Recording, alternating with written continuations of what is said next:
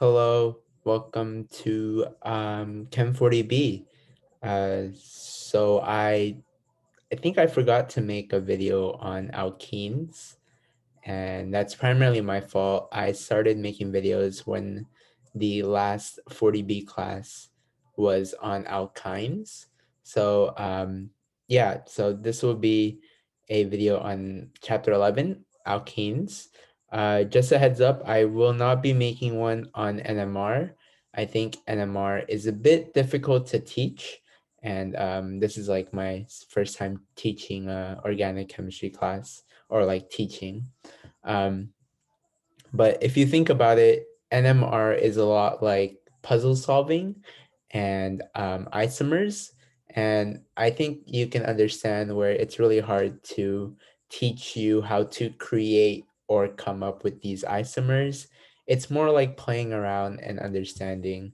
As for the other chemical aspects of NMR, I think your teachers will do an amazing job in explaining that. And I also think it's not that difficult to understand, but applying it is a bit tricky. Um, but yeah, we're starting on chapter 11, alkenes. This will be two parts. One, I'm just going to be explaining the chemical concepts and how we make these alkenes. And then the second portion will be focused on the reactions that you can do with these alkenes. Okay. And first of all, Happy New Year. I hope this quarter goes well for you all. Okay, so let's start. So this is going to be our second functional group that we learn. In 40A, we learned, I want to say two functional groups, alkanes, right? The first one, and you had those haloalkanes. And then the second one was your alcohols. And in the alcohol chapter, you were introduced to carbonyl compounds, which is one that you will be learning in 40B. And you were also introduced to ethers, which we won't really see in 40B, but it is still pretty important to understand for future classes. So this is our first one. It's alkenes. And if you remember, alkenes are C to C bonds that are double bonded, right? So we have this double bond here.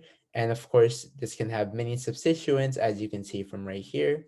And then the chemical property is designated within those. But I want to take a closer look at this double bond here. And if you remember from the first chapter of organic, you learn that a single bond is typically known as a sigma bond, right? And then a double bond is typically known as a pi bond. So in an alkene, we actually have one of each. We have a sigma bond and we also have a pi bond. And the thing with this is these bonds are not identical, and one of these bonds is harder to break than the other. In fact, it's the sigma bond. The sigma bond is a lot harder to break than the pi bond. As you can see, this one, the interaction here is a lot greater than these interactions here, right? And if you go on to upper division chemistry courses, you'll actually learn this in inorganic chemistry as well, these sigma and pi interactions. But just because of that, it has the sigma and pi bonds, and also it has extra electrons that will be very important for one, its resonance, right? This is a theme that will keep occurring in 40B, and also reactivity. So because that there are extra electrons here, alkenes can actually react as poor nucleophiles, right? And if you're going back to 40A, think what was the reaction or what reactions could you do with a poor nucleophile, right? So let's start naming these, right? So here we have a alkene with just hydrogens, right? But what happens when we put a substituent like a methyl on these carbons, right, on the alkene? So you can see that the substituents here, the CH3 and the CH3, are on the same side. So we call this a cis alkene, right? And in this case, these are on opposite sides, so we call this a trans alkene. right? So this is just a way of naming. I think this is pretty straightforward. And then we also have a different way of naming, and you might see this in in your in your classes, but if not, this is still okay to understand. We have the naming system of E versus Z. So the thing that with the system is you can break apart this alkene right in the middle, and you can treat it like two carbons, right? So let's first look at this carbon on the left side.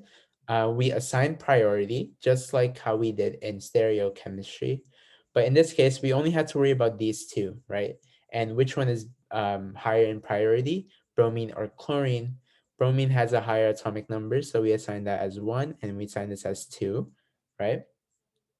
And then on the other side, this carbon, the right carbon, we do the same thing. So bromine is 1, and then hydrogen is 2, okay? Let's do it for this carbon on the right side. 1, 2, 1, 2. And then now you can sort of see the difference. In this left carbon, in this left alkene, the bromines or the ones are on the same side, right? You can see that they're on the same side. They're cis to each other. This is called a Z alkene, right?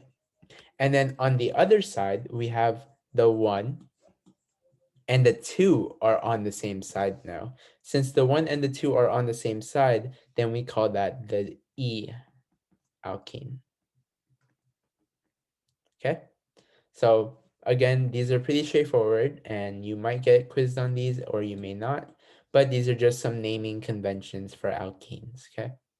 And then your book usually goes by doing these, where you focus on naming, you focus on the um, chemical structure and what makes it an alkene, and then you go straight into how do we make it, and then what are some things that we can do with it, right?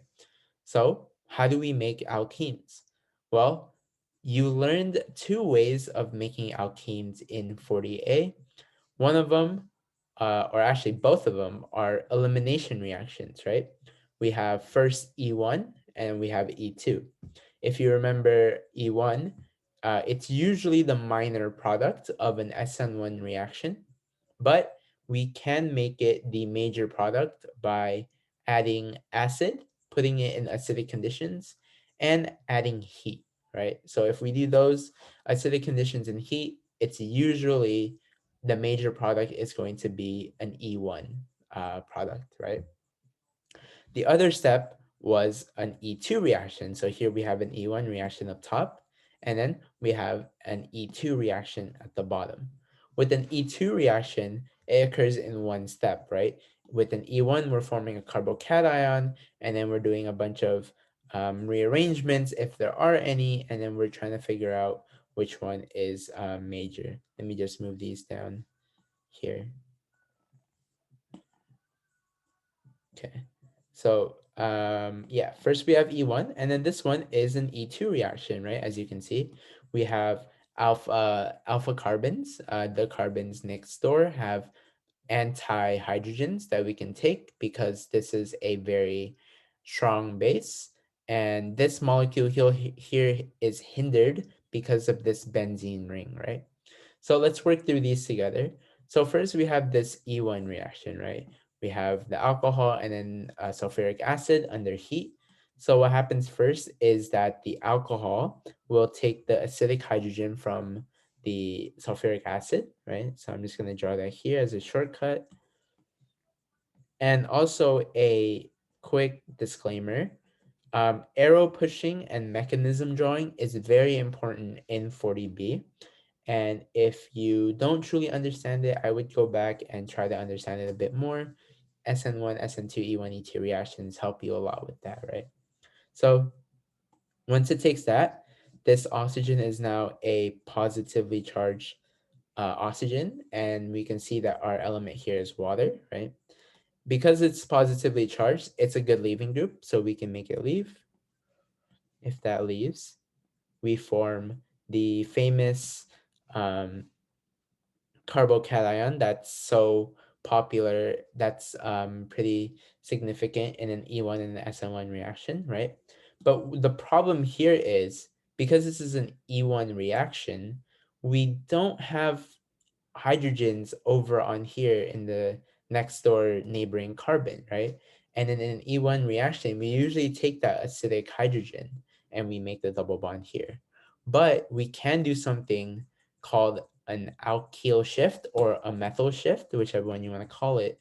We can actually move this methyl here because remember, alkanes have rotation and they can easily rotate. So we can actually put that over here, and then now we get that, right? So this alkane, we can take any of these methyls over here. We can take this one, this one, this one. It doesn't matter because they're all neighboring with this carbon, and then it can just move over here. And then now let's see who lost. Well, this carbon here had 4 bonds. This carbon here had 3 bonds, right? It just got another bond here. So that means this carbon just lost the methyl bond here, right? So then the carbon was shifted to the carbocation was shifted to that middle carbon over there. And then now you can see we have a lot of options um, for our E1 reaction. We can either take the hydrogens from up top over here. This one and this one are the same, right? So it doesn't matter which one. I'm going to pick the top one. We can take these hydrogens here, or we can also take the hydrogens on the right with this carbon, right? It does not matter, but you do have to show, because this is in resonance with one another, because there are two separate ways that you can take it, you have to show both products, right? So let's show the OSOH, taking that acidic hydrogen and forming the double bond, and let's show it in one step like that, okay? And then we have this first one, right? As you can see, we take it from up here and then we form that double bond there. And we also have this one over here, right? So the main question here that we have is which one is your major product, right? And this might be a little bit tricky to see, but let's figure out a way of figuring out which one will be our major product, right? So let's first look at the carbons that have the double bond attached. For this molecule, it's this carbon over here and this carbon over here, right? For this one, it's this one and this one, okay? Let's look at this left one real quick. So with the carbons that the double bond is attached to, let's count how many other carbons they're attached to, okay? So this carbon is attached to this carbon, right? We're not going to count that because that's a double bond, but it's attached to 1 and 2. So this carbon over here is attached to 2 carbons, right next to it, right?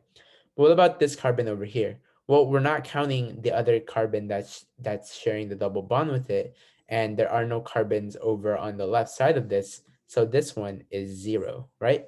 In total, this alkene is substituted 2 times. We call that di-substituted,